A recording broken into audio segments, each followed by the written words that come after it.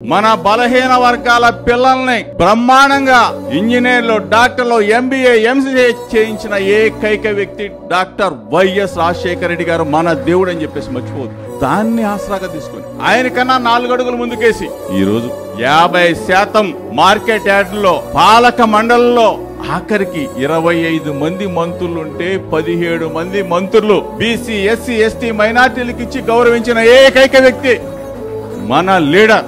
మరలా చెప్తా ఉన్నా, రేపు అధికారం మనదే, మన బహుజనులదే, బడుగు బలహీన వర్గాలదే. పూలే గారిని అభిమానించే ప్రతి ఒక్కళ్ళు మహాత్మా పూలే గారిని ఎంత గొప్పగా మనం అభిమానిస్తామో మన అభినవ పూలే జగనన్నని అంతకన్నా రెట్టింపుగా మనం గుండెల్లో పెట్టుకొని చూసుకోవాలా. ఆ బాధ్యత మనది. మరలా ముఖ్యమంత్రి పీఠం మీద కూర్చోబెట్టవలసిన బాధ్యత మన అందరిది.